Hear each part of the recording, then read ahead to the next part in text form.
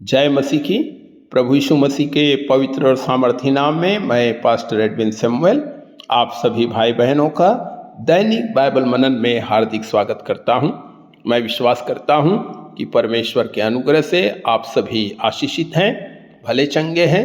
मेरे प्रियो, मेरी आपसे एक विनती है कि यदि आप परमेश्वर के वचन को सुनते हैं और उससे आशीष पा रहे हैं या आत्मिक बातों को सीख रहे हैं तो जरूर इन वचनों को दूसरों तक भी शेयर करें ताकि वे भी सुने और आशीष पाएं।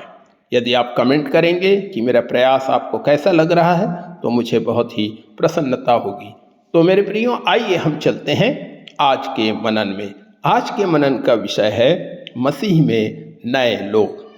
दूसरा कुरिन्थियों 5 अध्याय और उसके 17 पद में पौलुस इस प्रकार से कहता है कि यदि कोई मसीह में है तो वह नई सृष्टि है, पुरानी बातें बीत गई, देखो वे सब नई हो गई। आइए इस वचन को फिर से पढ़ते हैं। सो यदि कोई मसीह में है तो वह नई सृष्टि है, पुरानी बातें बीत गई, देखो वे सब नई हो गई। मित्रों, नयापन किसको अच्छा नहीं लगता? नयापन सबको अच्छा लगता है। घर में नई कार आई हो, नया बच्चा हो, नया मकान हो या कुछ नई छोटी मोटी भी चीज़ें क्यों ना हो, हमें एक ताजगी का अनुभव होता है।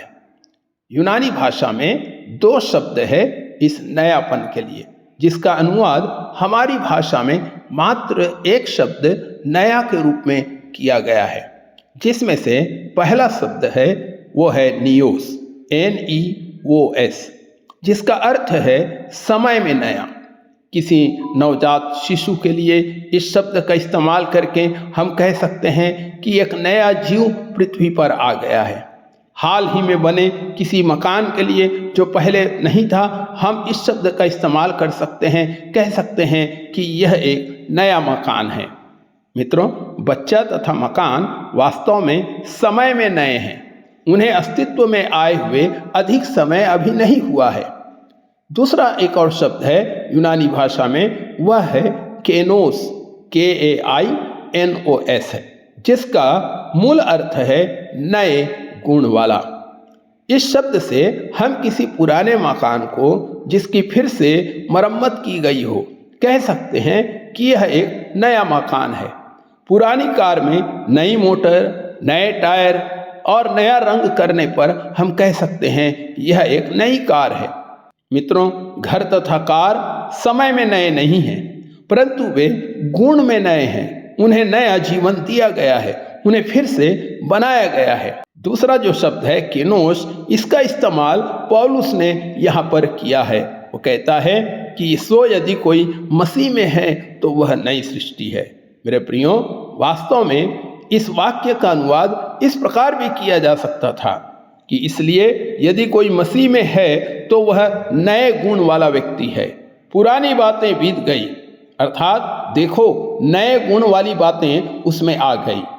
पौलुस हमें यह नहीं कह रहा था कि हम समय में फिर से शुरुआत कर सकते हैं, बल्कि वह हमें यह समझा रहा था कि हम नए गुण वाले लोग बन सकते हैं। मेरे प्रियो, जब हम प्रभु यीशु मसीह को ग्रहण कर चुके हैं, जब हमने उस पर विश्वास किया है, तो हमें समझना है कि हमें नया गुण वाला व्यक्ति बनना है।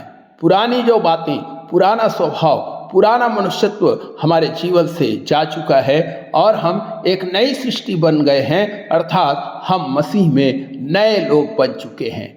आइए, परमेश्वर ने जो हमें ये पदवी दिया है कि हम नए गुण वाले व्यक्ति बन चुके हैं, तो हमारे अंदर हमें उन नए गुणों को बरकरार रखना है ताकि वचन के अनुसार हम मसीह में नई सृष्टि बने रहें। प्रभु आप सबको आशीष दे। आमीन।